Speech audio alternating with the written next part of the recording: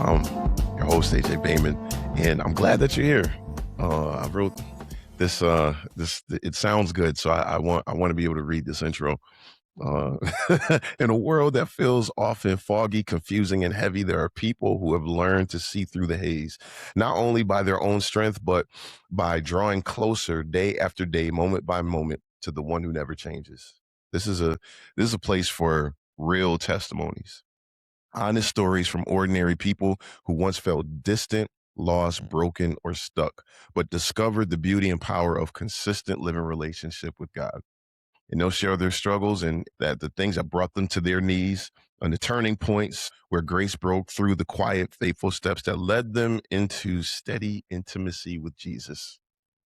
So, because victory isn't always loud or instant, sometimes it's the slow, steady walk of trust, the daily choice to abide, the moment by moment surrender that transforms everything. If you're looking for that type of closeness with the Lord, if you've ever wondered, is this really possible for someone like me? You're in the right place. And so today, we're privileged to be able to have my aunt here. I'm going to ask her questions like I don't know her. So she is the first lady of the Holy Trinity Church of God in Christ right here in Springfield, Mass. She's married to Pastor J.P. Morgan Jr., also who's my uncle. And she's also the leader, the proprietor, we'll say, of the Me First YouTube platform, where she highlights first ladies and their journeys. And so I want to give a round of applause wherever you are, unless you're in your car. I don't want you to have an accident. For First Lady Evangelist Shirisse Morgan. Thank you. Thank you for having me. Appreciate you. So I want to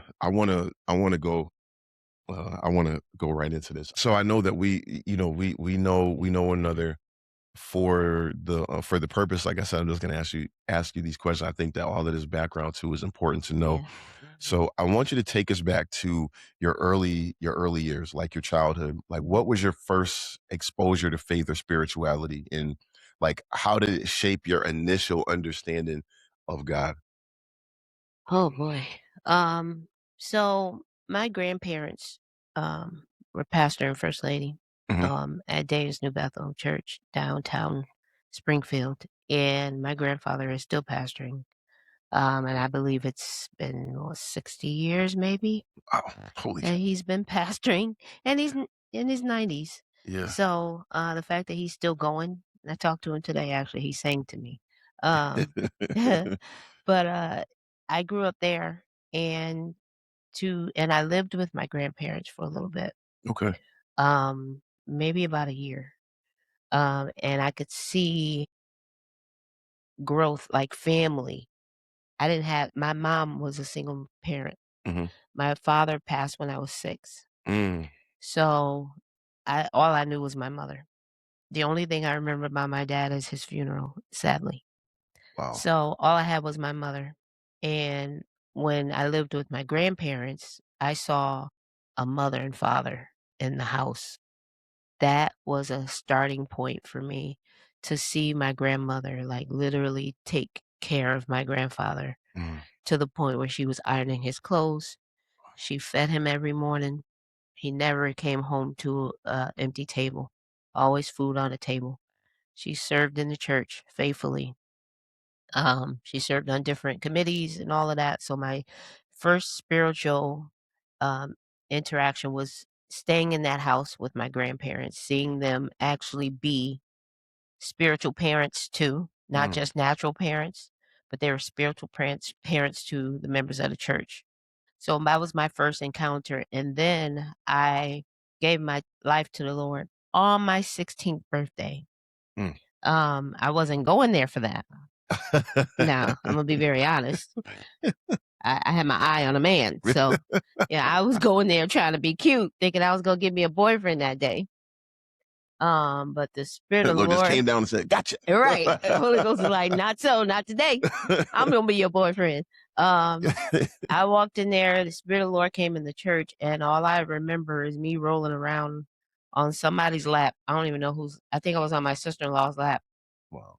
like speaking in tongues. Man. And I came up and I was like, "Oh my God, I got the Holy Ghost." But Imma be honest, I really didn't know what that meant. I heard the people say that, they had the Holy Ghost. "I'm saved, sanctified, and filled with the precious gift of the Holy Ghost, Yeah. and that with a mighty burning Yeah. fire." Didn't know what none of that meant. Come on. But all I knew was that I couldn't control my tongue Mm. that day. And then I went to school and I was intentional. I don't wanna blast him, but it was somebody that we know who was there the night I got the Holy Ghost, and Mm. when we got to school the next morning, he had told everybody, and they were laughing at me. Oh, they were laughing? They were laughing Who at me. who laughs because you got the Right? Holy Ghost? I mean, Because they saw me rolling around and on the floor slobbing and spitting and speaking in tongues. So they uh, used that, and when I got to school, now I'm, like, embarrassed. that's messed up, man. Yeah, now I'm like, "Dang, is the Holy Ghost embarrassing?" You have that mentality where people are laughing at you. It's like, I don't know if I want this, Yeah. but, I stayed the course, and I'm glad I did, because when I transitioned from my grandfather's church to Macedonia, where I served there for about 8 years, um, I got there and the people would say, "We've never seen anybody young and stay saved this long." Mm. I wasn't going there to be an example, but I was. And Wow. I was like, "Okay, for real, now I gotta stick this out because I can't let these people down." Mm. So I was determined that I was gonna live for the Lord. So let me ask you, when you said that your father had passed when you were 6, Yeah, and you said that the only thing that you remember about him is his funeral. yeah, Um, that is one of the single saddest things yeah, I've heard in a while. yeah. I really wanna know, did that have any did it have any bearing on how, like, on the way that you grew up and saw God, like, at first? So you got filled with the Holy Ghost at 16, Mhm, but, like you were going to church. mhm. But we ain't had no choice. So Right, I know, right. so you're going, and, like, did it change? Like, did you ever, like, question the Lord to the point where it's like, I wanna know if you're real. I wanna know why you allowed this to happen like Mhm. this. Like, I'm an innocent kid. You know what I'm saying?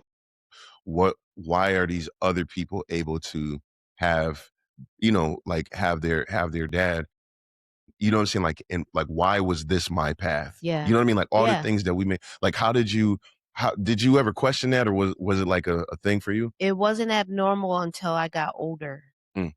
To me, it was just my mom's home. I still had my brothers at home. Mhm. So they were kind of, role models in the male sense, but it wasn't until I got older where I started to feel that void of, not having my dad. Mm. And it was crazy. I would say to myself, "Why do I miss him and I don't even know him?" I would ask myself that. Mhm. "Why do I miss my father so much and I only know so much about him?" I have to what I know about him is what my sisters and brothers would tell me about him. Mm. But I didn't know there was a void until I got older and I started to miss the idea of a father. And a transitioning point was when every male, that I called or considered a dad Mhm. started passing away. Mm. God was like, "I'm your father." Mm. That was a transitioning moment for Wow. me because he was like, "I am the one who's always taken care of you. I've always watched over you. I've done everything your physical father would have done." Mm. And God was like, "I'm your father. You keep looking for a figure, but I am your father." And that was when I started to understand that he is the one who's always taking care of us. But I didn't feel the void until I got older. And I did question, like, why didn't I have my dad? Because I do say, I said to my husband, I was like, "Listen, if my father had lived, you wouldn't have married me because I would have been spoiled. You would not have gotten me as fast as you did, first of all, because I was spoiled. But I think also that part of my, self-esteem, my low self-esteem was because I didn't have my dad. Mm. I still think I don't know about everybody else, but I still think both parent figures play a big part in all of our lives. For sure. Like, the male needs the male, and the male needs the female as well. Yeah. Um, and I think not having my dad was a lot of my insecurities, and probably why I tolerated a little too much from male figures. So, like, in you weren't able to see, like, the differences in the way that you're or the way that you saw yourself or the way that you saw life, Yeah, um, until you got older. And yeah, so now you're as you get older is like, you're sorta healing places that you yeah, didn't realize right, needed to be healed. right, Um, and so when, and so my grandfather, Bishop Morgan, mhm, my uh, when he passed, and you and well, Uncle John were already on the way to, to get in, talking about getting married and all this. right. Like, did was there for him losing his father, how did that sort of like what were you able to do in that? And I'm saying, like, not because you don't remember your father passing, but you Right, remember what it's like to not, just to not have him, and you right. experienced it for much longer. And so, like, how did that translate into you being able to help him with his grief during that time? I don't know if well, the way he explains it Mhm, is that I was his consoler. I helped mhm, him get through that grief, but I'll tell you, when Bishop Morgan died, I was I was again disappointed. I felt that void again of mm, not having my dad, because I was like, "Oh, yeah, I'm finally gonna get a dad. I'm gonna call yeah, him dad. I can't wait to call him dad," right? And then for him to leave, it was yeah, like, "Oh, man, you did it to me again, God. yeah, You took another male figure." Um, but I couldn't express that, right? Because that was his dad. He knew him much longer uh, than I did, and I felt like I would have been, like, stealing his thunder in a sense, right? Because that was his father. yeah. So, to when he explains it in the sense that, God gave him me to help him get through that transition, but it was a struggle for me as well. Man, I can Yeah, I can only imagine. And then because so you're helping him at the time, yeah, but then you don't necessarily have an outlet for the way that you feel. nope, I can only imagine what, like, what it's like to, to be able to deal with. I think a lot of times people go through that when they're, what I mean, like, just in grief when yeah. they're trying to be. I don't know. I don't even have the answer for how do you be strong but also, do the things that you need to do, Yeah, 'cause for yourself. you gotta keep going, right? You can't just, like, give up. And Yeah. ironically, we were talking about this last night. Um, Someone told my husband when Bishop passed to not cry. And I'm like, "What? That's stupid." "What do you mean, don't cry?" "Don't cry." 'Cause you remember he died on a Sunday morning. Yep.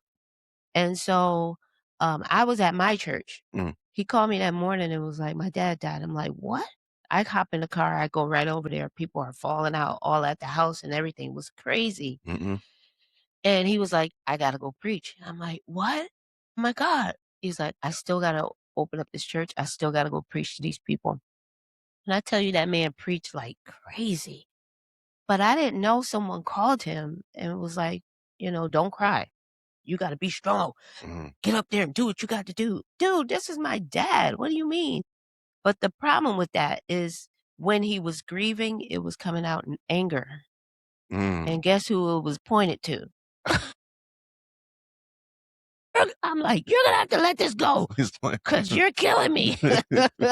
You I need to said I grieve." wanted Honey Nut Cheerios, and you got the regular ones.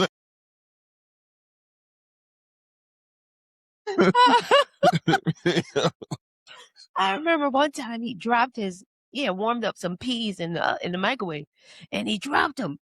And when I tell you, I was like, "Oh my God, what did I marry?" I mean, I can't, wait a minute. Wait a minute. We got to process this grief Yeah. because this is a problem. Yeah. And then it was like one day, he and I was just having like a normal discussion, and it got around talking about his father, and the floodgates just opened, and Mm. he could not control his crying. And it was like, you gotta grieve, you gotta let that out. I don't know who told him that, but I thought that was the dumbest thing in the world to say, "Don't grieve." It's your father. You know, and during that time, because I was there, I was staying at the house at the time. Yeah, So, like, the only thing that we really did was, like, we stayed inside. He didn't cry during that time. right, He like, we talked and he expressed feeling a right, certain way. I right, expressed to him the way that I was feeling, right, but we pretty much it was like a distraction. We would only leave the house to get something to eat. right. And you watched Any Given Yeah, Sunday. any given Sunday, we're watching Close Encounters of the Third Kind. Like, Right, we're, you know what I mean? right. Like all of these old videos, and it was like, but it was like just constant distraction. Yep, There are people that will come to the door, and you just look at them throughout yep, the window, and you know what I mean? Like, so I mean, but to be able to hear about it from your end, yeah, like, is crazy, and we're gonna move on, but it's just it's funny because a lot of times, men feel like they can't really do that in front of right, right. like their woman, and even their wife, because we're, especially from my generation and Yeah, generation before that, yeah, um, it wasn't okay to, to say a puppy was cute or to kiss a right. baby. It was like, so you just stuff it. You stuff all of those feelings down, and it's like you live a life, and you go to work, and you push those emotions down, Yeah. and you die a respectable early death at 56. Yeah, right, right, right. Because That's exactly why men because die earlier. Right. so but it's good to be able to hear from that, and I just, that you all were able to be that for one another. Yeah, And you know what I mean? Like, and of course, like, years later, I'm sure, like, now, it's like, oh man, I wasn't thinking that, saying that you was going through that. And so right. now to hear it, you know what I mean? It's such a thing. All right, we're gonna move on. But so before you, before you got involved in the church leadership, what did your personal relationship with God look like? Were there early challenges or like doubts that made it feel like distant or superficial? Because we take a lot of the things that the old folks would say, and we like try to do them, but it's Yeah, like, I don't know how to do that. right, People say, like, oh, you got to meditate on the word. Like, okay, how right. you know what I mean? Like, so, like, what might have been like some of the early challenges you saw while you try to be in relationship with the Lord? Early challenges because I was 16 was one of them. Mm, Because I'm I'm seeing 16-year-olds my age doing other things, and I decided I'm gonna live for the Lord at 16. And so the first challenges I was receiving was, being a teenager and being saved. While my other teenagers are, people in my school were smoking, they were sleeping around, and, yeah, 16, 17 years old, they yeah. got boyfriends. Um, that was the first challenge that I encountered trying to live saved and still be in the clique, I So it was guess. like, was it like kind of in a way, sort of like a fear of missing out? It's in a way, and then God would be like, "Okay, but I set you apart." Mm, And it's like, "Well, this is not fair. yeah, I wanna do yeah.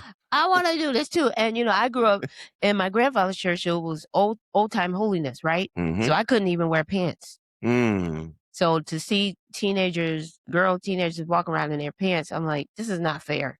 Had to wear pantyhose. I'm riding a bike on a skirt with pantyhose on. Like, who does that? I the- felt like I was kinda missing out. yeah, And, yeah, I found out some of that stuff was just, prevent they were trying to prevent us from doing a lot of things. But, yeah, I yeah. mean, I felt like I was kinda missing out. I wasn't going to any parties or anything. I did before I got saved. I did go to a couple house parties, but it was just like, I felt like I was missing out for sure. Do you think that now I grew up on like the old school. My dad, Yeah. my father's father, Yep. he called every type of music Blues, that right? what yeah, Yep. everything that wasn't We did gospel too. was the blues. We did too. If it was Michael Jackson, It's the if it blues. was Dolly Parton, it Don't play was that. Don't play that blues in my house. Yep. it's like I want Absolutely. to hit under that blues. So so but do you think that, because I don't think that we need to do away with so much of those, but I know like the younger generations are coming up, and there's so many things that used to happen that doesn't happen, and they're kind of like just doing away with it. I don't think that everything needs to go out the window. I do think that Right. we should examine some of the things that we do, Right. maybe reevaluate and retool. But Right. do you think that some of the things that we had to do back then was more of an overcorrection than holiness? Only saying, Oh, because look at you, whether you wear a skirt to your knees or your ankles, I seen dude, them all get all knocked of up. it does not matter. Like, Yeah. it's like, oh no, we can't do this. I have stockings on. Yeah. Like, Absolutely. Like that didn't make sense. I think we overdid it for sure. But I didn't know any different. I saw all of my parents doing it. I mean, I saw everybody in my church doing it. I didn't know it was anything wrong with it until I started going to Macedonia, and they're all walking around with pants. And I'm immediately thinking, oh, they all going to hell. What is going on? I had no clue. I saw one girl with red polish on. I'm like, oh my God, I thought she was saved. I had no clue that this stuff is not wrong. Oh my gosh. Imagine living a holy and separated life, and then getting on Judgment Day, and the Lord says you lived everything that I wanted you to, except for those that time. pants. I just can't let you in. You have pants on. And Just fingernail missed it. polish. You just missed it. Like, oh my God. Albino eyelash. Like, yeah, I really thought, like, gosh, but yeah, I really do. Like, we couldn't roll dice. I used to, you're not gonna believe this, right? I used to play Monopoly with my cousins, but I would let them roll the dice. You roll it for me so I don't go to hell. And I'm gonna move the man 200 past go. But you roll the dice so I don't go to hell. Come on. That's where it was. Couldn't do none of that. Not for nothing, but that's a way that a lot of us Christian folk want to play the lottery. Like, I'm not gonna play. I'm gonna let you borrow I'm $1. gonna let you scratch it. Right. I'm gonna just bless you with $5, and and then if you win, so we can split whatever you get. Right. But you scratch it. That's great. Monopoly. My dad would say the same thing. He said they couldn't play Sorry because it had cards in it. Right. And there was a lot of stuff that made him not want to play Sorry. I got in trouble because I brought spades to church. When I was a little girl, and you had a little pocketbook. And I was like, I'm going to put something in my pocketbook. I put cards in there. I got in trouble. I had cards in my pocketbook. Why did I even bring them? But I just wanted to have something in it. Yeah, it was overreach. It was way too far. But we didn't know no better. And once we knew better, we do better. So I have on pants right now, so we're good. But I mean, I feel like there's like a huge difference now. I mean, I guess like the thing about wearing pants, because they're like, oh, you're not supposed to wear like the garments of a man. It's like, right. But men's jeans and men's pants and women's pants, there's a difference. big difference. Listen, like I accidentally put on Bradley. No, was it Bradley's? I accidentally put on Bradley's button-up shirt the other day. And I'm like, what is wrong with this shirt? I couldn't button it up. I forgot the buttons are on the opposite side from in. So I'm struggling trying to button. I was like, I don't think this is my shirt. It wasn't.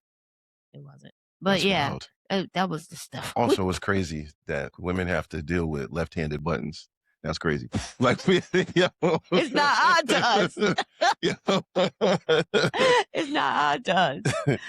But so this is the one of the main questions that I want to ask everybody that comes on, And this is because, with the show being called See-Thru, is just the level of transparency that Mm, that we want for people to have. yeah. And, especially, as a first lady and a respected evangelist, people kind of see you and they're thinking, especially when you get saved, or even if it's just been a couple years, Mhm. you feel like I can aspire to that. I don't know that I'll ever reach that. Mm, You know what I'm saying? Like I can't pray like that.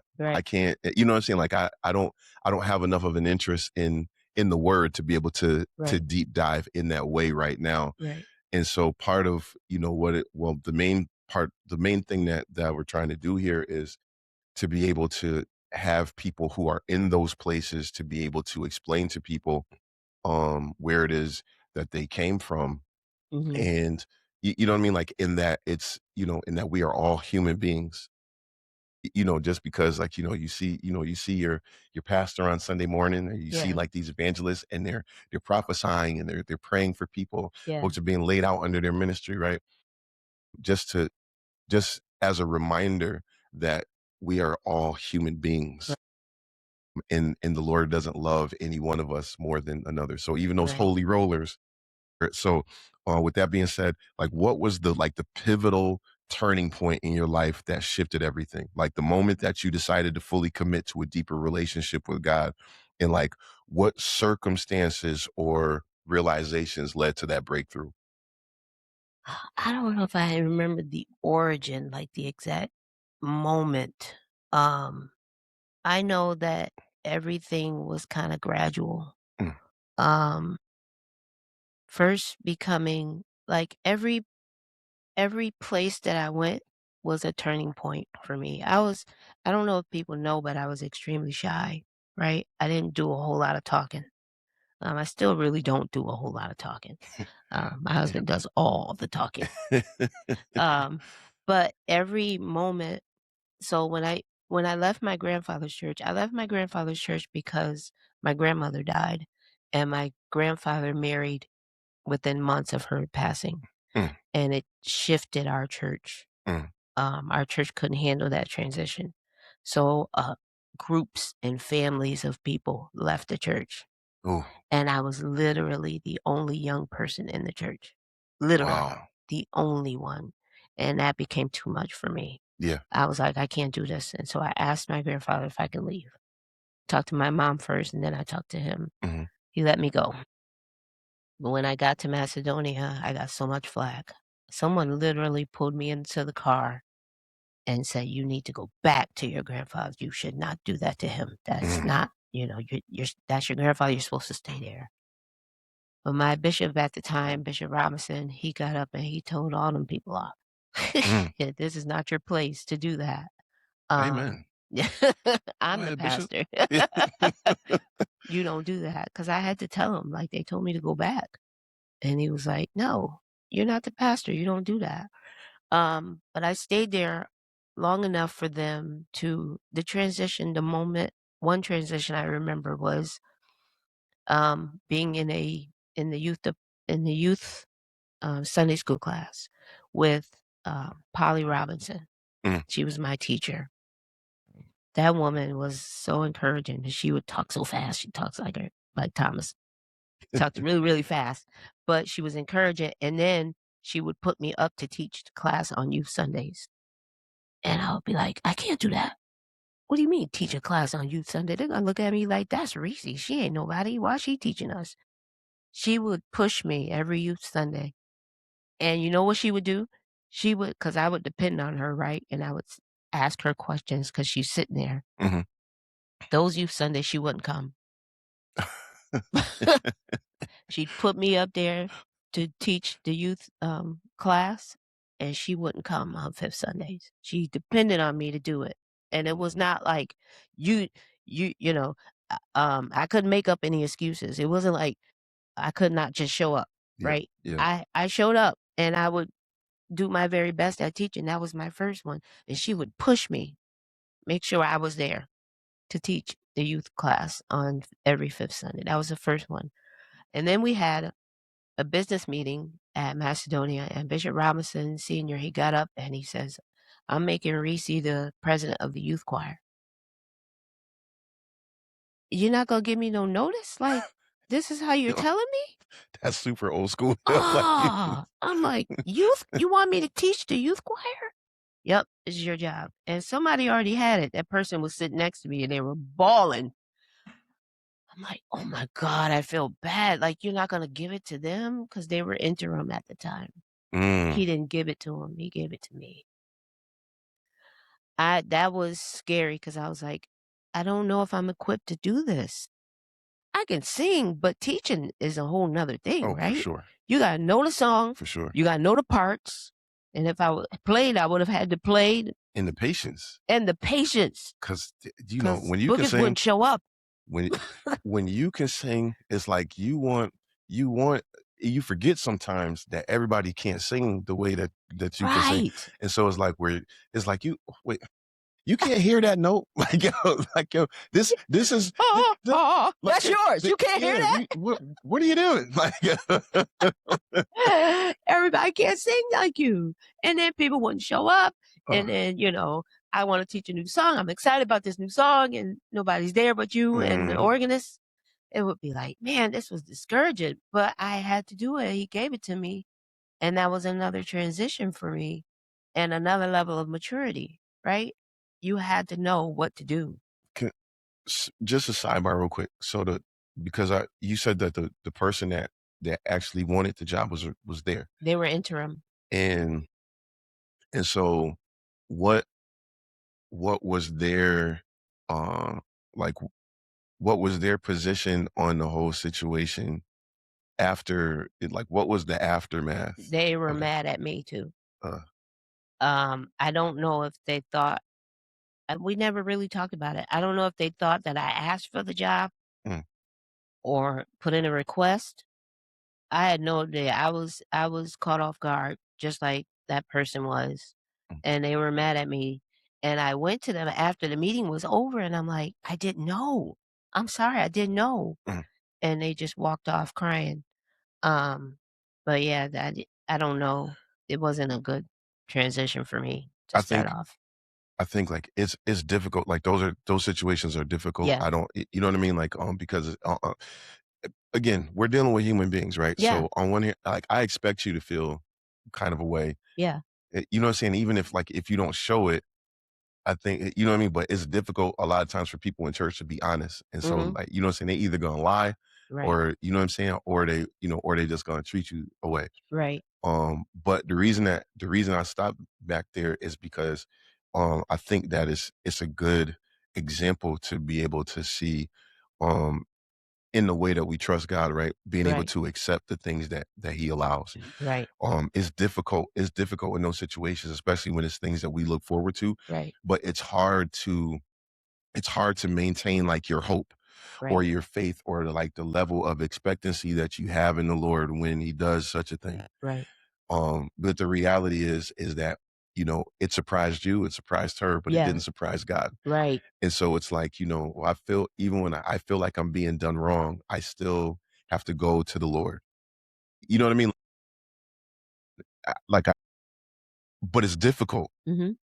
and it's hard to reconcile my feelings Yeah. because like now I'm feeling like now, because first I was mad at her because, you know what I'm saying? Like, because, she's person. Maybe I feel a little embarrassed as well. Mhm. Maybe, all of those things. But then I'll turn to the Lord and I'm like, well, I'm also upset with you Yeah. because you set me up. Right. like, You like saw this yo, coming. yeah, like I didn't have a dream. Right. I ain't Right. like you.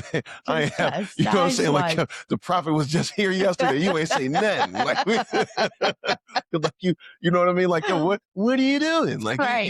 Right. and so I think that is difficult, but just for people for people to know, like these type of situations happen in church all the They time, and we happen all the really time.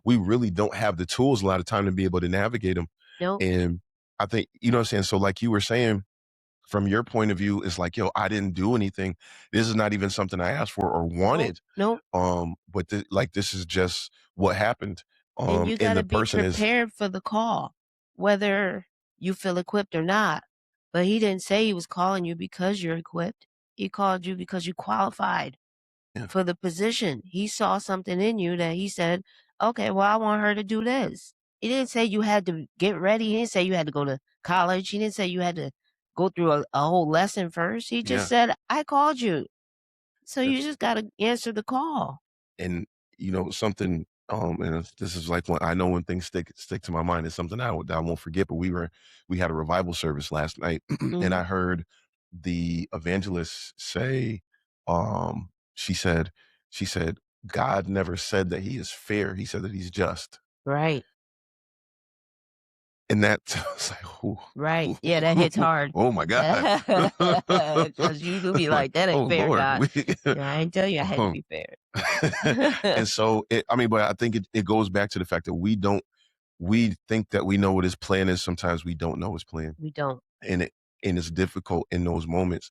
And hopefully it wasn't like a relationship that was broken between you and them. No. But it's, you know what I'm saying? Like, but it is very difficult. And as I said here, it would be very hard to navigate that. I wouldn't want to find myself in that position. I'm not one who jockeys for position. I'm fine. Like, I don't, you know what I'm saying? Like, I don't need to, you can, I'm AJ everywhere that I go. I'm good. But it's like, when that, like, when that stuff happens, it's just like, oh, yeah. You know what I mean? Cause I was like, yo, you pastor trying to play me, like, right.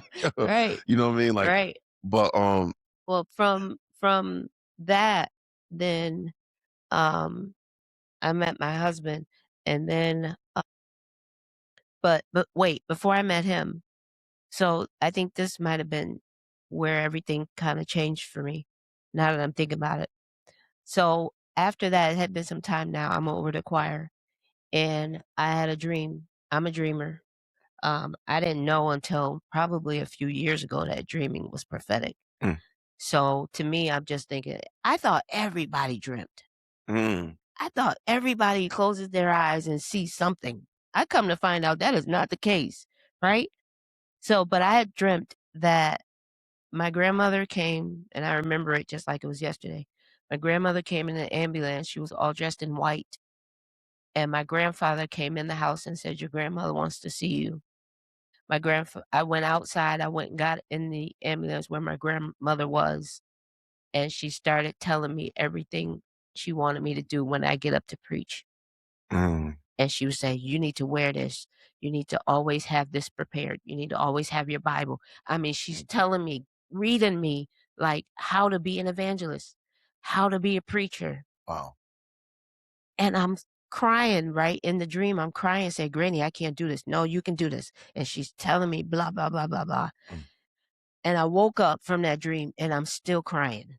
It felt so real and so crazy. And I'm like, oh my God. But I still didn't know what it meant, right? I got to church that Sunday morning and I'm still feeling it. But I'm trying not to show emotion because, everybody's going to think you're crazy. You just crying randomly in the middle of the offering. But my aunt came up to me and she said, what's wrong? She could see it. And as soon as she said, what's wrong? I just started crying. And so she pulled me to the side and she said, what's wrong? And I told her about the dream. And she said, baby, you're called. You're called to the ministry. I said, me? Yeah, you're called. You're going to be called. She was giving you instructions on how to be a preacher. And I was like, oh my God. But I'm still like, I'm way too young for that. What do you mean? Right? I wasn't thinking about any of that. Yeah. But for her to say that I was called, it was an awakening now but even still, like, it wasn't, this is what I need this generation and the younger ones after me to understand, that when God calls you, it's not for tomorrow. It's not for the next hour. This could take 30 years. So don't be trying to force it. Yeah. Don't be trying to put yourself on flyers and give yourself a title and showing up to things, trying to you at home preaching in a paper bag, trying to act like you bishop, preaching first apostle, because the Lord showed you you're gonna preach. You got to sit down and let him get a process out of you first, right? Because oil has to be crushed. You're gonna have to be crushed first. You got to sit down and let God process you. Because if you get out there, listen, the devil is real too. You gonna get out there and find out that the devil is gonna wear you out, and you're gonna be hurt, and you're gonna fall out of line of where you're supposed to be because you jumped the line trying to get in and try to make yourself look called before you are called, before the time really happens. So that was a process. It didn't happen the next day. Mm. It didn't even happen the next year. It took time for that whole process to come out of me. We good? Okay. I want to make sure we all right. It's bad because you. It was some years. I was at Holy Trinity.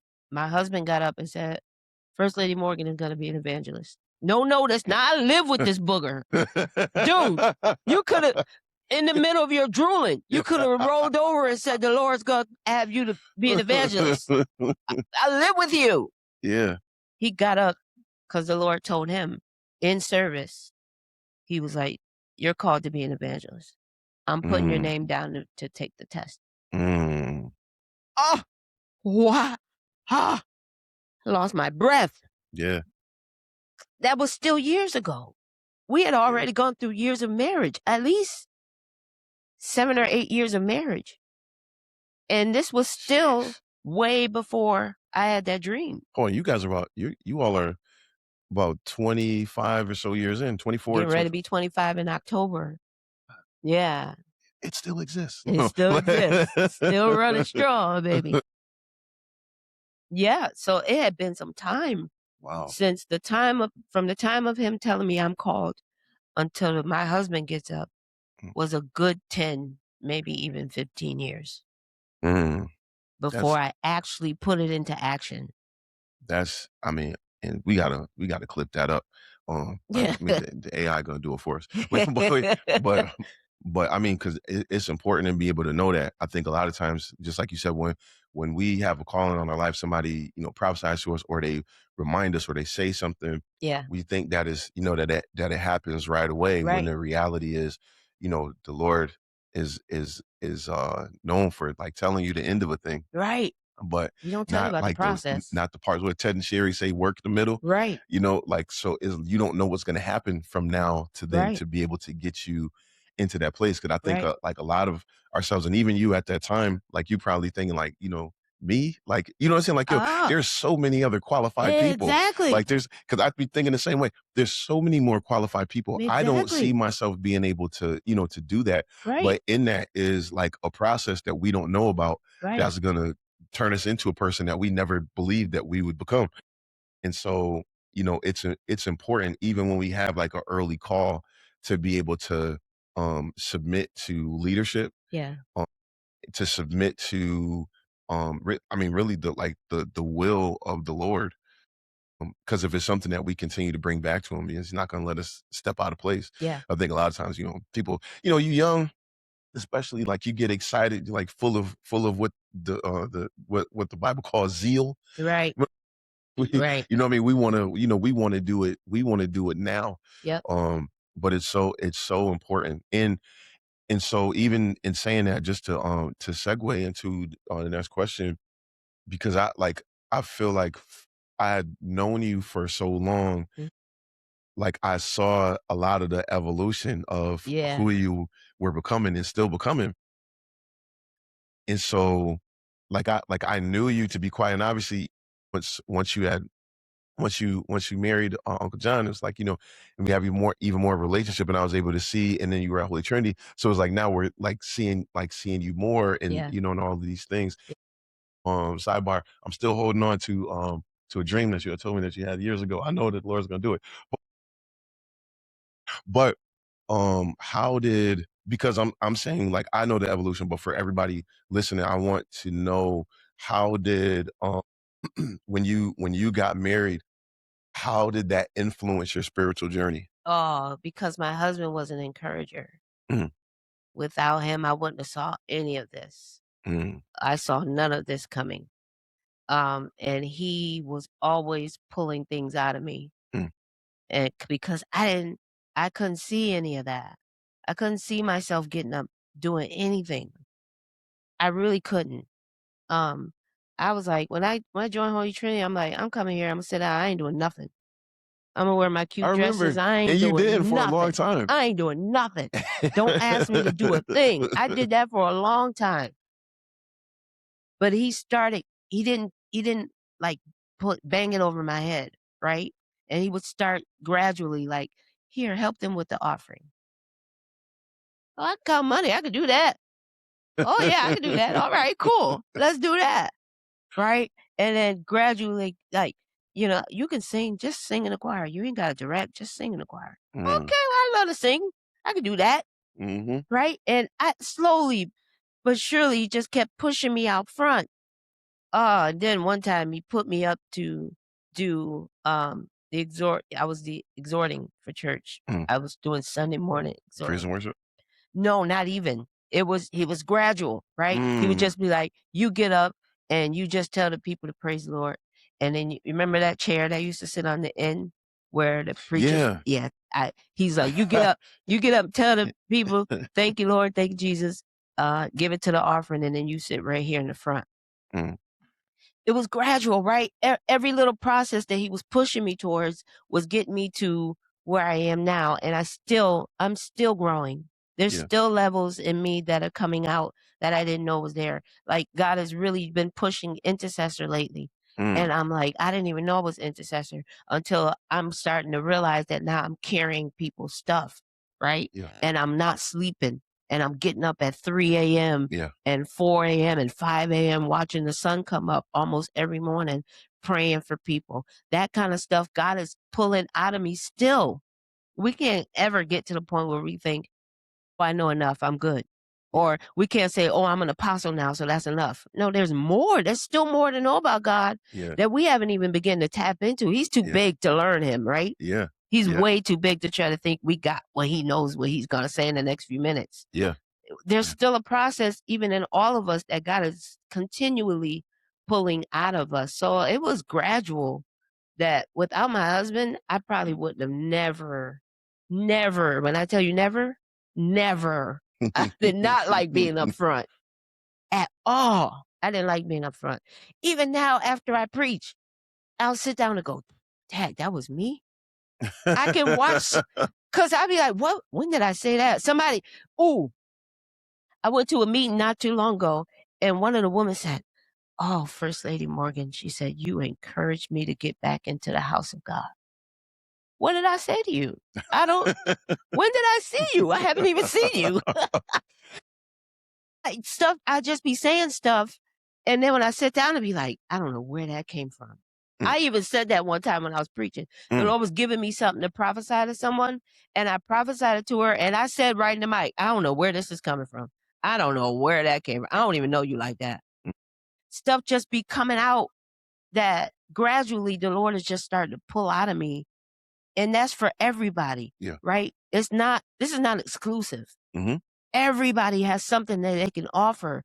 And just because, the Lord has called you to do something and it's not up front, doesn't mean it's any more important than what I'm doing. That's right.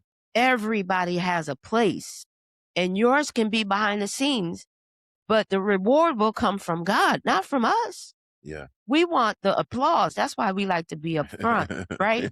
We Yeah. like people to say, oh, she did a Yeah. good job. But what about those times when nobody's around and God's like, I need you to prophesy to that girl. Yeah. And there ain't no microphone, Yeah. there ain't no crowd, and you got to do it. Yeah. But there's something in everybody. Like God will say, hey, I need you to cook that meal for that lady, not knowing that she don't have no food at her house. Yeah. That's a ministry. And we got to embrace those behind the scenes ministries as well. It's good. But anyway, I didn't mean to say all that. But my point is, my husband, No, we need to hear it. without him pulling those things out of me, I wouldn't have never approached this I at all. like that you see it, and it's good. And this is why it's good to be equally yoked. We're not going to go in that direction, Absolutely. but it's absolutely true. And the crazy thing is how, because like you said, like you were a super shy person, Super. like, but I think a lot of times it's two things for us. either one of two things, or some people deal with both. It's one, it's a lack of patience, Yeah. and then two, it's that we hold God hostage to our imaginations. And so it's, like, so he So wants to do all true. these things. Like I was talking to one of the groups at this prison that I work at, and I was saying how a lot of times when we get saved, and like, we know what the Lord inspires us to do, and Mhm. sometimes he might show us something, and we feel like because it's not immediately happening, Yeah. that is not going to happen. Or we think When it's wrong. Right. But it's Mhm. like, where but it's like, think about all the time that you've lived, and now, like, you just got saved. So even in your first 2, 3, 4, 5 years, you don't we are not privy to the amount of time that is going to take for what we've sown Mhm. to come into that due season. Mhm. And so now we're looking for the fruits of the spirit, when it's like it's too early Yeah. for our fruit to be. It's not You harvest still in time, seed, and bruh. you know what I mean? Like, but he's like, oh, since and sometimes it feels like being held back, or sometimes it feel like it's not going to happen at all. But it's Yeah. like you just got saved. I can't plant something, like last month, and then expect to see Right. like the fruit today. It's like, Right. oh well, I mean, watermelons. I don't know what Right. like, what's happening. Like, Right. It's and not so, even your season for that, though. and you know It's what I mean, not like, even watermelon season. and we'll put it down. Right. We'll put it down if it's not happening at our pace. And Right. I think that it's important, when you say that, like that he pulled those things out of you, what I'm saying, even though, like, because you were shy, maybe like there might have not been a point at which you were like, I'm going to do this thing. Mhm. You know what I mean? Like you said, like even somebody at your church, like and then the pastor calls you out and says you're gonna do this. It's Mhm. like, think about if those things never happen. Yeah. So you might as well, we might have been saying, one day, one day, one day, one day, Right. and never did it, maybe out Right. of fear. Right. You know what I mean? Exactly. But it's good to have, you know what I mean? Like, you were able to wait a certain amount of time, and then even when that time came, you felt like you weren't ready, Right. but surprised you actually were. It's like, so I actually was the whole time. I just didn't know it until someone else came along and said, "Hey, you do have this in you." right. Um, I remember, so, like I was saying, I didn't know dreaming was prophetic, Hmm. and I went to, Prophet Bishop Triplet, Anthony Triplet's, Hmm. conference in November. He did a conference every November, and I went to this conference, and it was Saturday. He was the last one to speak on the conference. Hmm. When I tell you, people were just there was no one standing up. Wow. It was like someone dropped a bomb in that church. Man. No one was standing up. And I could not stand up myself. I mean, every time I tried to get up, I was falling out. Service was just Man. that crazy, right? But I went, he had a reception after, and I went in the office where he was, and he was still caught up. And he looked at me and he said, "You have what I have." Mhm. I'm like, wait a minute Wow. now. Prophet Wow. Triplet is Wow. a modern day Elijah and Elisha, huh? I'm like, there's no way I have what you have. Man. I could not see that at all, because this man was reading people like they were open books. Yeah. There was no way I'm like you. But when he said that, I fell completely to the floor. Service was over. We were in the office eating. I fell to the floor weeping because I'm like, there's no way you can give me what he has. Mhm. It just didn't seem real that little Reese would be able to prophesy. But every dream and every night would be prophetic. And then what started to really mess me up was get a little emotional. I would open up because I kept a diary. It was my husband again who said, when you have these dreams, write them down. Mm. I wrote it down, and I would see people who were getting ready to die, Mm. and I would write it down. Such and such said to me that such and such was going to die. When they would die, I would be like, because even then, I still would be questioning. Like, it was very vivid and very, detailed. Wow. And I still would be like, that can't be right. Man. They can't, no, please God, that can't be right. They're not gonna die. That can't. I probably just had too much collard greens the night before. That can't be real. Not the collard Not, green you're juice. right. Had collard green juice. Um, but when it would happen, I would be like, "Oh shoot, that was real. You really was showing me." Mm. And I think God be like sick of me because he's like, "I showed you. Why are you overreacting? I told you." Like, I went through a series of seeing witchcraft. Mm, Every single night, I would close my eyes. I would sing a black cat or a yellow cat, any kind of cat. mm, And I knew that was witchcraft. And I'd be like, honey, Lord, I keep seeing witchcraft. And I'm like, I don't want to believe it because it would be people that I knew. mm. And I know when you're coming up, we think witchcraft is like, someone sticking needles into a doll, right? We Yeah, don't think, yeah. Think, man, hocus pocus type, right. Yeah, We don't think of disobedience yeah, as being witchcraft. yeah. Wow. And I'm like, I'm seeing this, honey. I'm seeing it every single night. I'm seeing witchcraft. It was a whole series, and thank God they have stopped. But I would be like, this is crazy, God. Like, you can't really be showing me this.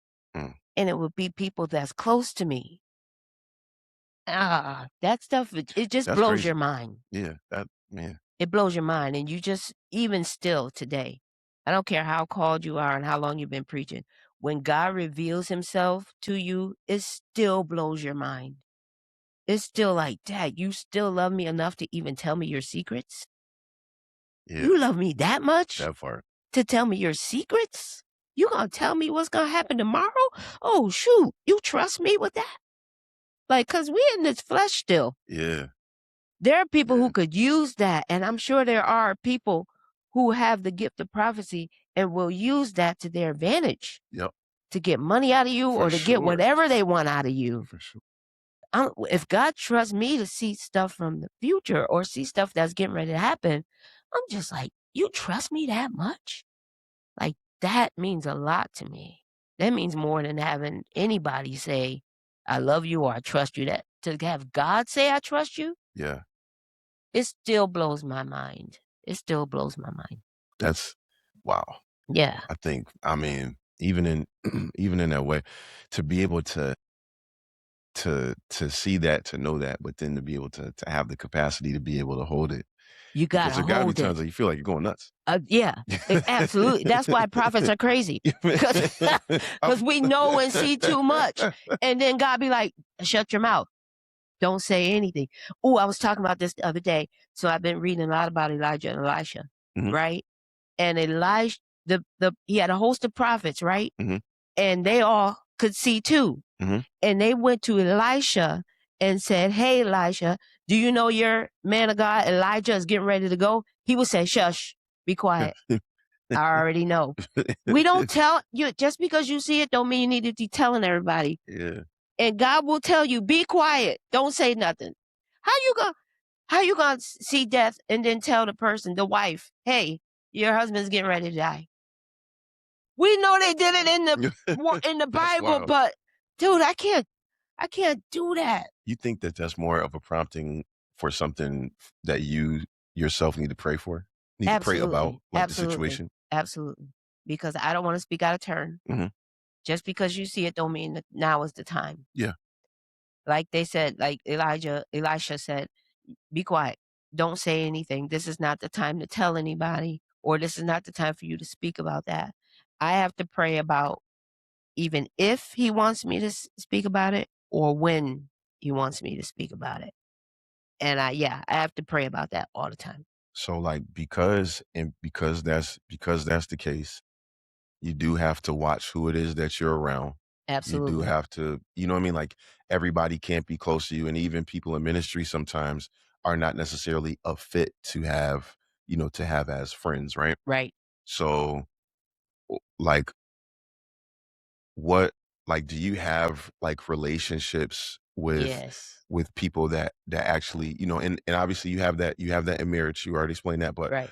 like, friends with, like, friends that are able to whether it's like the destiny helpers or Right. people with similar gifts, perhaps that understand where it is that you're coming from, Right. to be able to pour into you, and you're able to pour into. But Right. do you have people like that? Yes, I have a group of girls. We're called the Covenant Sisters. We call each other our Covenant Sisters, Mm, because they all hold all of us accountable.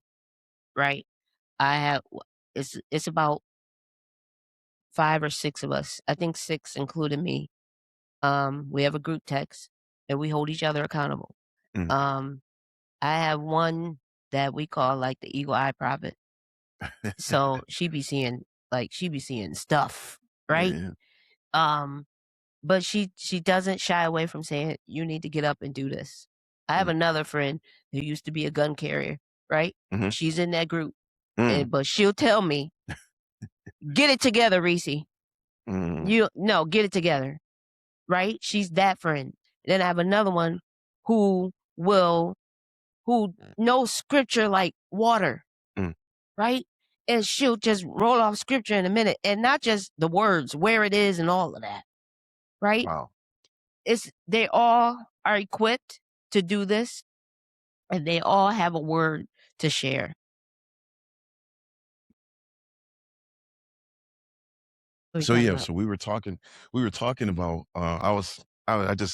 I sat in awe as I listened to you speak about a group of women Yeah. that take accountability.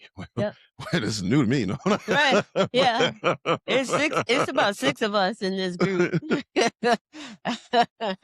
Um, and everybody, has a special role in each other's lives.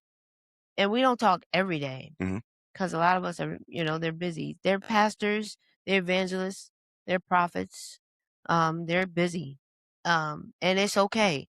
Yeah. Like you have some friends, that are just needy. They want you to call them every day. That's not the case in this group. All right. So yeah, so you were saying how you all have a different role in your group, and how Hmm. everyone is able to pour into one another just in a Right. different way, Right. and that you don't speak to each other every day. No. But But everyone holds each other accountable. Um, if one of us even sees like something through the night, they all know I'm a dreamer.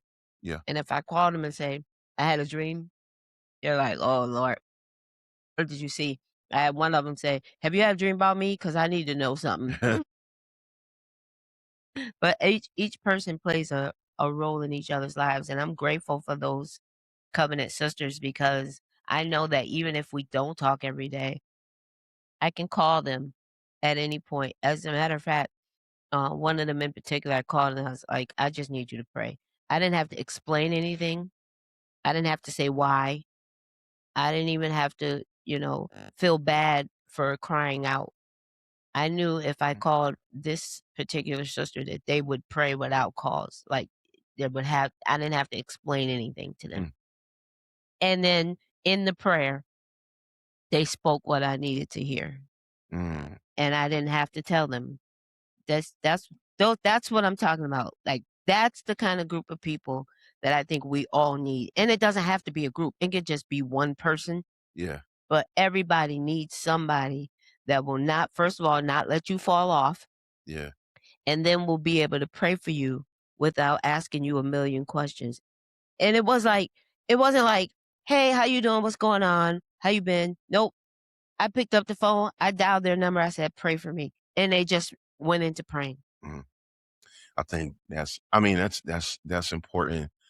And I was just thinking about, as you were talking, it's like, in the way that we are all, on the way that the Bible describes us at a royal priesthood. Mhm. Every Nebuchadnezzar needs a Daniel, Mm, right? And right. so, you know what I mean? Like so you're going to need for somebody to be there, and even when you don't have the words to say what is going on, and Right. allow for the Lord to, and they may not even know that they're saying the thing Yeah.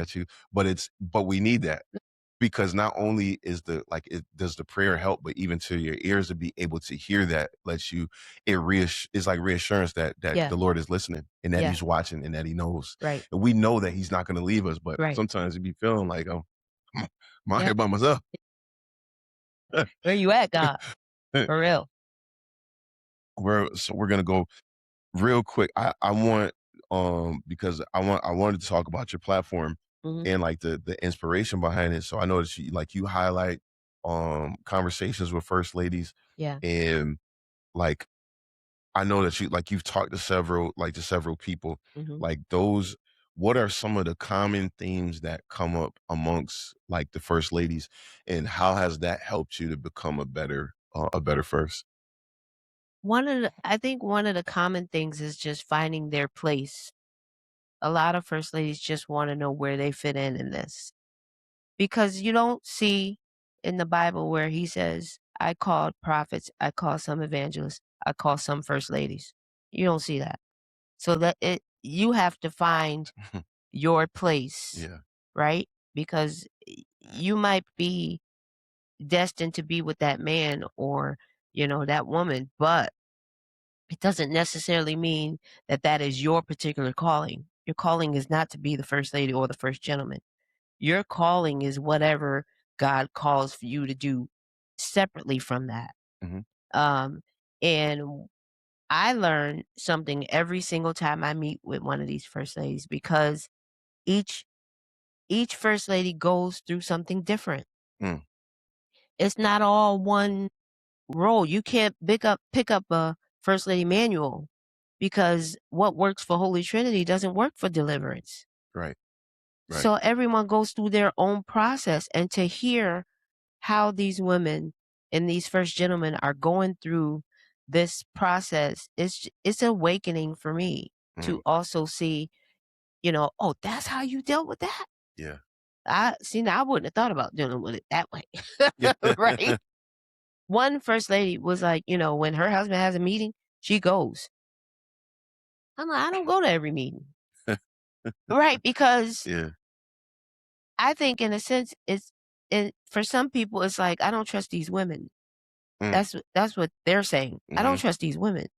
And they shouldn't. The hoes And they come to church shouldn't. too. Absolutely. But I pick and choose which ones Imma go to, Yeah. Yeah. because I gotta also trust my husband. Yeah. For sure. And I believe if he go to this meeting, he ain't gonna do something wrong. Yeah. If he meeting with Mother Cabbage, I'm good. I'm not worried about him. Yeah. Yeah. Right. Mother cabbage. I'm not worried Right. about him messing with Mother Cabbage. Right. Like, I'm not going with you to that. But Sister Susie, Right. huh? I'm going to that meeting. And also trust him to have the wisdom to not put himself in those situations, right? Don't Like, put you know what I'm saying? yourself in Like, that listen, situation. and if I have to be in a situation where I gotta get up in the middle of the night and I gotta go and pray for somebody or do, whatever, Yeah. like you're now you're going to come. Like we're, Yeah. you know what I'm saying? Yeah.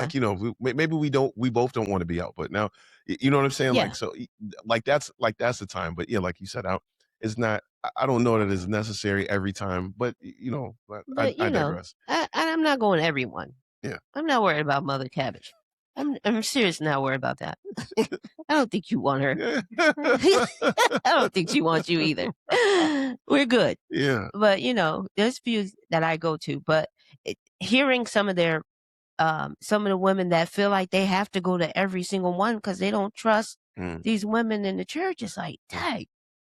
But it's a learning process for everybody. yeah, And I have to listening to their stories makes you realize, every shoe is not, it doesn't fit everybody, for sure. right? So I I love the platform. It's really enlightening.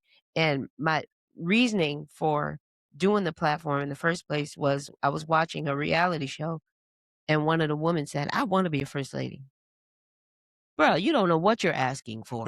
Like, really? You want to be, who wants to be a first lady? Yeah. And now I'm looking at that person, I'm like, "Yeah, you bet you wanna take that back, don't you?" It's not as great as you think it is. It's not glamorous. And I think Yeah. every position, people look at those roles like they're glamorous. They're not. Yeah. I think people just generally like to be respected by people Yeah. and to be, for people to look at them a certain way, but I feel like it's not worth it. It's not It's like worth I don't, it. people be like, I want to be pastor because I want to do something. Like I would rather, I would not want to do that job unless I'm called and I'm like I have to do it. I'm doing it out of obedience, not because, Right. You what I better mean. Like believe I'm going I'm cool. kicking and screaming. I do not want this. I was like, okay, look, all Yeah. right. Right. Right. What people don't see, right, is they see people getting up saying, I love First Lady Morgan. That's one person on this side. The person on this side got their knife and ready to stab me at any point. That's the person we're not seeing out front. You only right? thinking about appreciation days. You only thinking about appreciation. Oh, she looks so pretty. Oh, they gave her $800. Then you can keep your $800 if it means you're gonna stab me next week, bruh. You could literally, and it's crazy because that's what people think about a lot of times. Are those appreciation services? It's like the time during the year where you got that extra, even if it's a few $1,000s. It's like, yo, that doesn't equal to all of the It things that doesn't I've had to equal. do It doesn't over the equal. course of this year. Because we're talking about the other 364 days. Listen. That don't pan out. It don't balance out. So have you had any conversations with any first gentlemen? I did.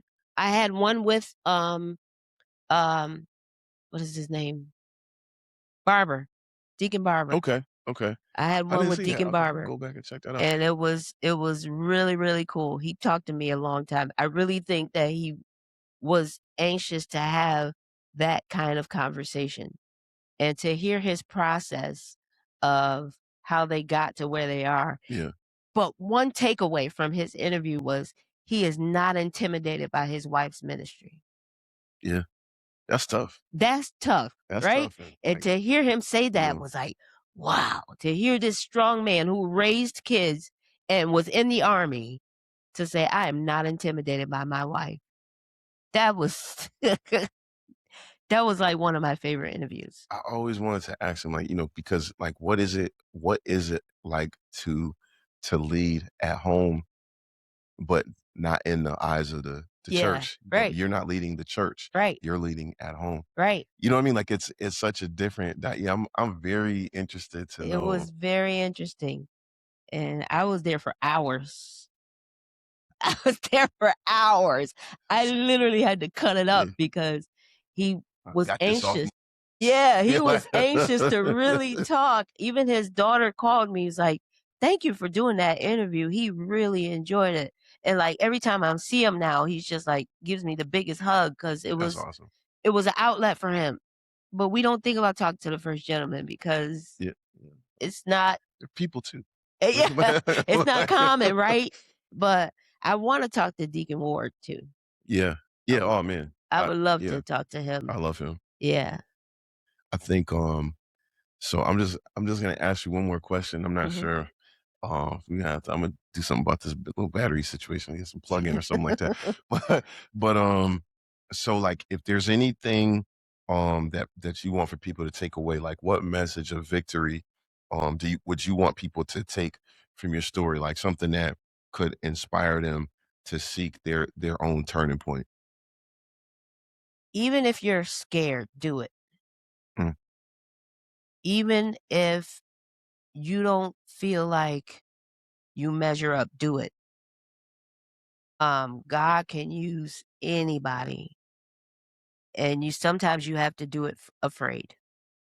I've been up there several times with my knees buckling. Mm.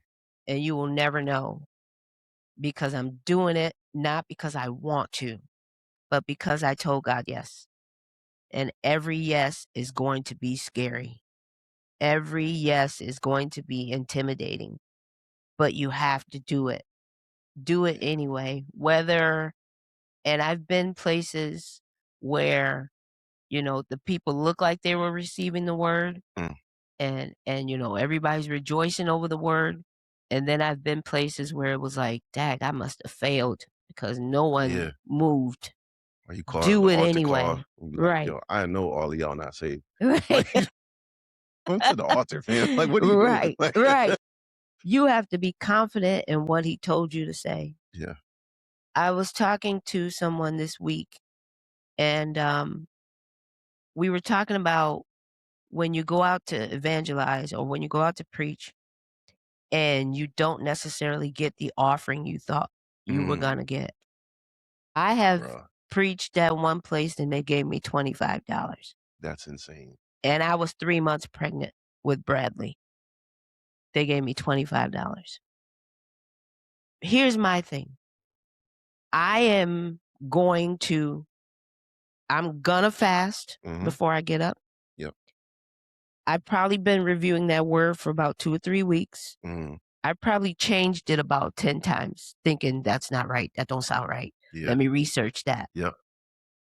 I've gone over this Bible story. My husband tells me read 3 chapters before, 3 chapters after, Yep. so it'll make sense. My God. Context. Yes. Get context.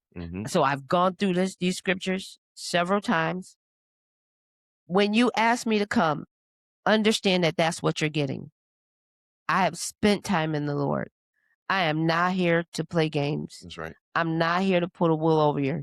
I'm going to make sure that I'm going to give you what he told me to give you. And even up to the very minute, I'm like, God, is this the word? Please make sure this is the word. Whether you receive it or not, just make sure that everything that I'm getting up is what God gave me. So you have to be confident that whatever you are presenting to the Lord, that you are confident that that is what the Lord gave you. You have asked him, you've spent time with him, you've confirmed the word over and over. Just know that even if they don't respond, even if you don't get an applause, even if people are not falling out all over the place, just know and be confident, this is what he gave me. Yeah. Now, they may give you still $25. Yeah. You got to go there anyway. Yeah. Don't go somewhere preaching thinking, oh, I'm going to make money. I'm going to be able to pay this bill when I get done. You might not. You might just get $5 for real. No, that's not why you're thing. going. Yeah. That's not why you're going. I'm also the host of our Women of Excellence conference. We'll be 15 years this year. Can you stand it? Oh, wow.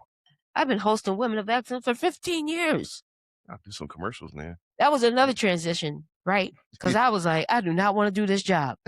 Because Mother Robeson was holding that job down, right? And I'm like, y'all want me? My husband's like, I want you to take it. What?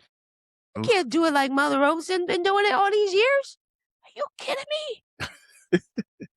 But I've been doing it now for 15 years. And I did it for afraid. But we have asked people to come and they would be like, they give you their whole rider. Like, I want this, I want that, but this. I've had one person that said, I'm going to come. And then they looked at our website and said, I'm not coming. That to me says either you are in it for the money or either you're going to be in it for the money or you're in it to give me a word. Now, which one is it? If I ask you, what's your price? And I'm willing to pay that, how many people are here should not matter. Yeah. That's my opinion. Yeah. I think we ought to be about not worrying about money. We got to do it, not worrying about crowd. We got to do it, not worrying about people's response to the word. You are going to hit the knife, the word cuts like a knife, right? Yeah. A two-edged sword. It's gonna hurt somebody. You're gonna hit somebody. But if you do it the way the Lord gave it to you, you don't have to worry about who responds or who doesn't respond. That spirit is who you're talking to. We don't fight against flesh and blood. Yeah. If you say something and it pierces them, that's that spirit in them that needs to come out. You got to recognize that too. When you're up there and you see someone who's not receiving, you need to talk to that spirit. Tell that spirit to come out of there. Recognize it. It's not against you. It's not personal. Yeah.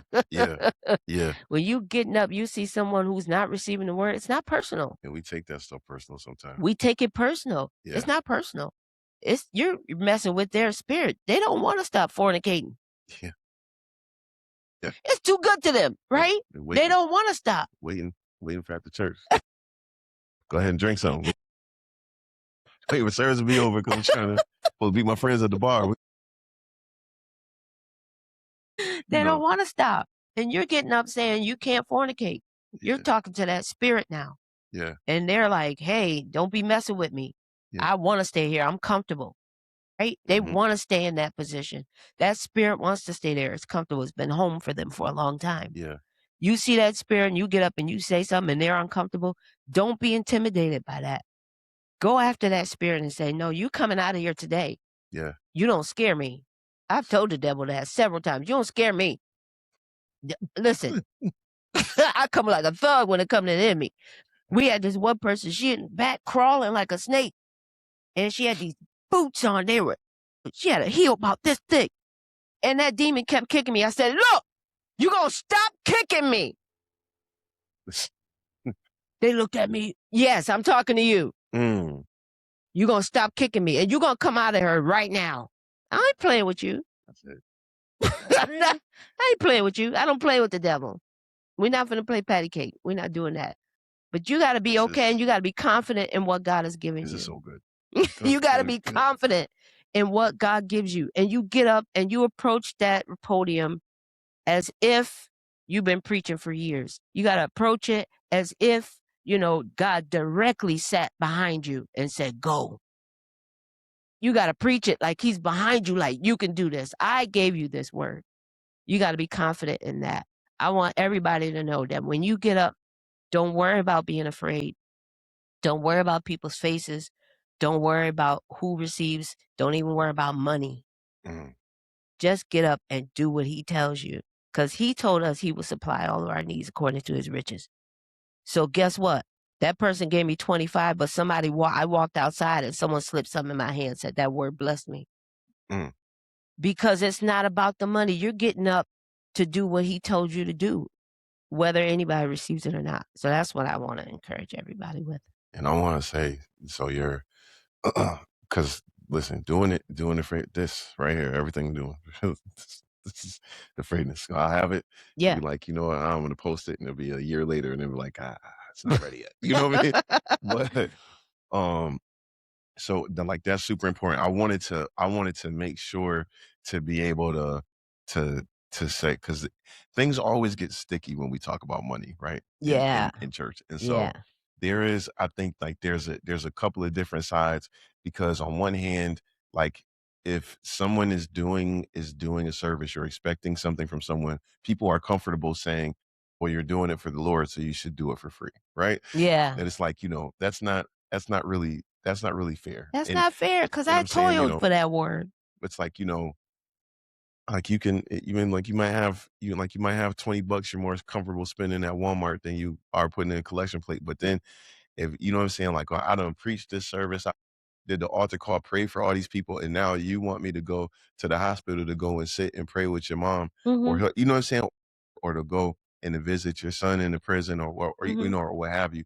That's still, like, my time is still valuable. Right. And although the Lord did, you know what I mean, like, it's not like this stuff has not costed me to be able to get to where, you know what I'm saying, where I can get a prayer through and such and such, that I should be expected to do it for. Like, now I'm going to do it because this is a burden that the Lord has given me. Yeah. But in terms of you saying that I shouldn't, that the preacher or whoever shouldn't receive this, I think that's wrong. I think there's so many people that do that for the money. You know, it's like you were saying, they do, and they are looking for an audience and an offering and all of that. Yeah. Like, it makes it bad. People have bad experiences, but I think that we can't allow for our bad experiences to overshadow what, like what it really is. Yeah.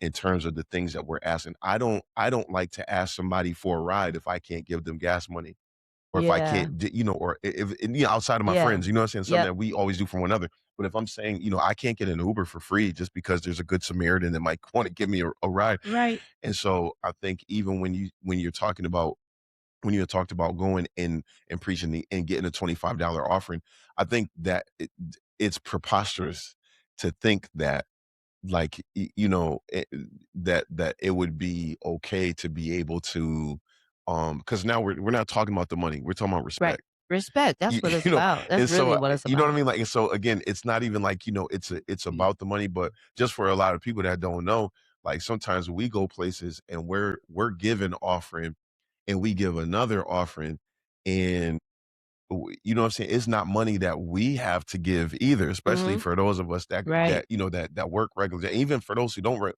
ministries are every day.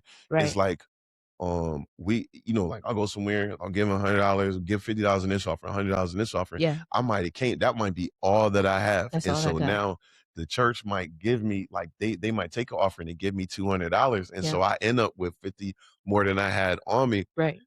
that, you know what I'm saying? Like, this still my last, yo. Right. You know what I'm saying? Right. And Right. so I think we have to appropriate things. I don't think that people don't deserve, or if you get to a certain place where people are paying, like they're paying an honorarium Yep. or whatever. I think that we have to appropriate those things, Yeah. and you know what I'm saying? Like, I want to be a help. And so maybe I won't ask you to put me up at the Four Seasons. Right. Like, you know what I'm saying? Like, I don't Right. want to end up in the Roach Motel. Right. So I think there's a middle ground for all of those things. Yep. And a respect. Yeah. And for people that don't necessarily understand that church, regardless of how we feel about it, has to work as a business, Yeah. because although we're tax exempt, like the lights got to stay on. Like, you want Absolutely. to be able to use the bathroom here. You want, Right. like, you want for community resources to be able to run out of these buildings, Right. but it all takes money. Right. You want for a pastor to do this job. It would be like, even if we're not talking about, like huge money, right? How much would you, if you went on Indeed right now and said, I want to be a program director of whatever program, right? Mhm. They're going to give you a salary, and baked into that are hours for the time that you're not necessarily on the clock, but you're on call. Right.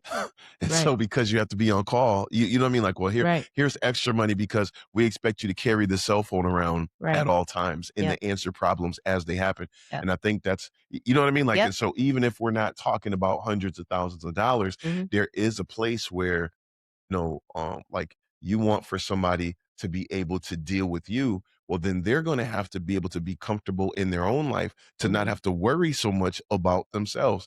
Because if you're asking me to pray that the Lord give you a house, Mhm. or that the Lord will save this person, that person, like, I want for the person that's praying for me to be able to do that with a clear conscience. Right. You know what I'm saying? Like, Yep. one of the most difficult things for me in my experience has been to pray for people to receive things, especially like when I'm believing the Lord to do something and I don't have.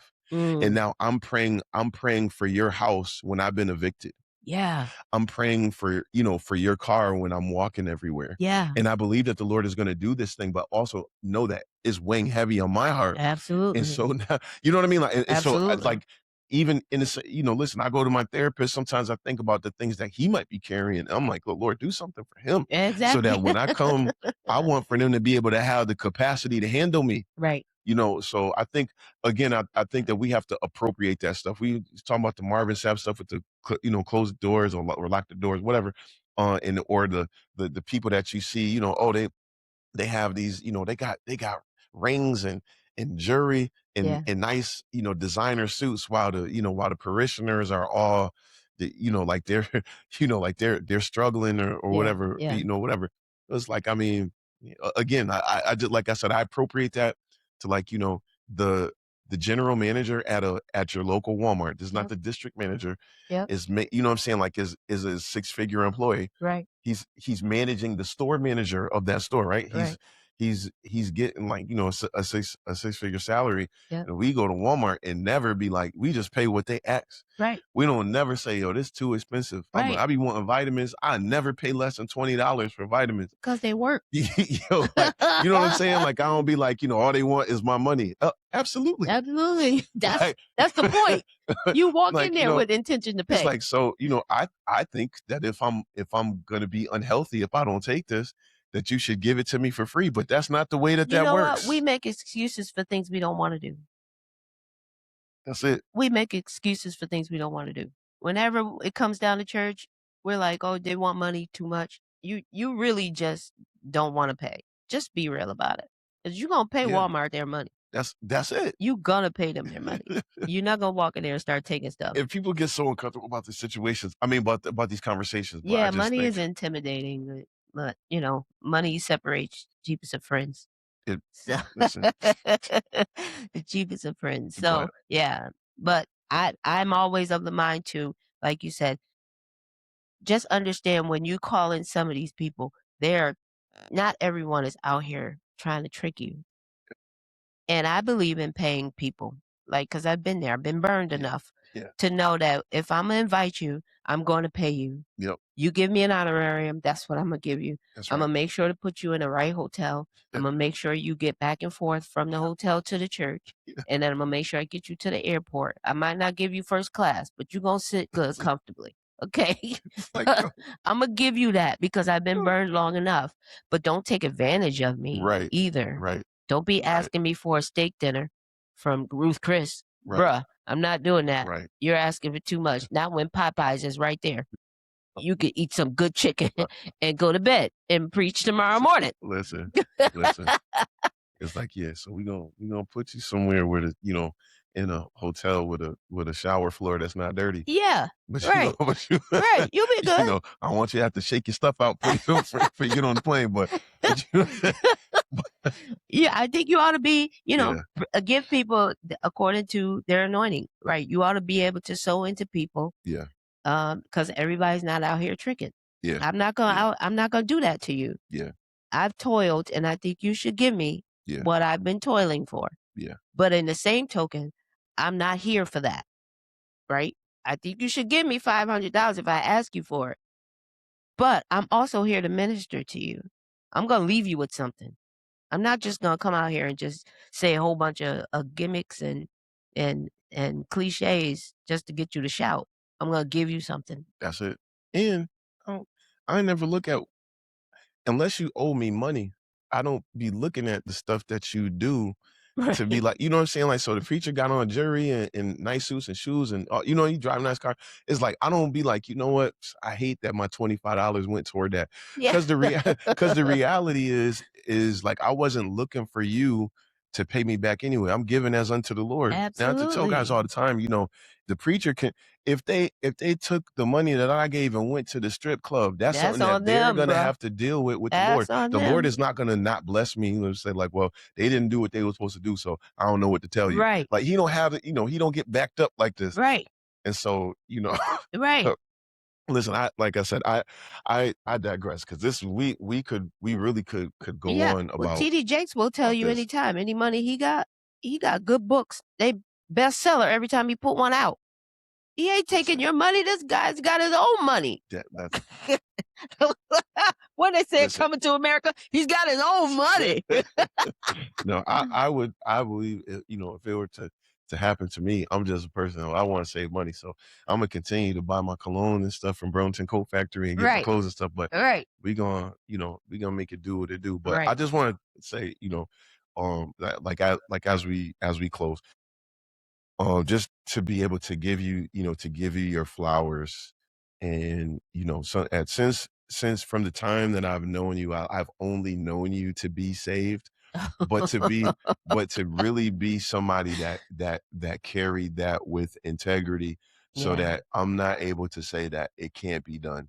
I have Right. daughters, and I know that if I hadn't seen that from you, I wouldn't know that it's possible because everybody has to be delivered from something, right? Everybody Yeah. has to be saved from something, but it's a situation where it's like I know that even from a young age, if they get saved at a young age, it's something that they are absolutely able to Absolutely. carry into adulthood when you're willing to just do things the right way. And so I really appreciate that this is something that you've never been like a me type of person. Right.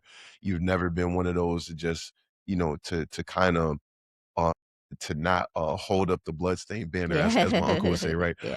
Um, but I really appreciate you. I appreciate this conversation. I hope that you are able to take some of these things away and visit the Me First platform. And also, you have the Women of Excellence conference Yeah. coming up this This later June. this year. There's so many things that are happening. Well, we thank you for coming on. Absolutely. It's been a great conversation. Yeah, I feel right? like I enjoyed it. I can you keep know, talking. and But it's so my birthday. I gotta go. it's Mm, birthday, mm, and mm. so we're gonna sign off. I don't have a way to sign off. It's my first time doing this, but we're gonna but we're gonna be out. We just want to thank you. If anything that you want to say before we out, I want you to have space to do that. One thing you just talked about, and I know we can talk a long time, but one thing you just talked about is people don't believe something can be done because they can't do it. That's it doesn't mean it can't be done. And so people will say, you know, she can't be that saved. Because they Yeah. can't be that saved. Yeah. Yeah. She can't, you know, she wasn't really a virgin because they couldn't stay a virgin. Yeah. I Yeah. was. Yeah. Yeah. Right? That's not true. You can do anything if you put your mind to it, and you can do anything through Christ. That's it. And I was intentional. I was like, you're not gonna have my name spread about these streets talking about you slept with me. You don't know what Yeah. my body looks like. Yeah. You're not gonna lie on me. But I was intentional about doing that. You got to be intentional about what you purpose to do and stick with it. That's all. And it ain't like it, it's like, even it's not like the things of the world you're not tempted by. You talked about earlier. You saw the other people I doing stuff. saw It's it. like, but it's like, yo, but I'm not going to do that. I And I just couldn't. think that it takes that discipline and also, I mean, discipline in the Holy Spirit, not to rely on ourselves, but Yeah. also not to do dumb stuff. And I'm not Yeah. gonna say, I'm delivered from alcoholism, but I'm going to the bar just to chill. I'm gonna drink some ginger ale and Don't chill. Just go home. it's like, Get go you some. home, Go home. Get you just go some home. juice. Just if you're missing out, just miss out on it, though. Yeah, just miss out on it. All right, so this has been us. This has been See-thru. Y'all see the logo. This has been See-thru. Thank you for tuning in. God bless you, and good luck.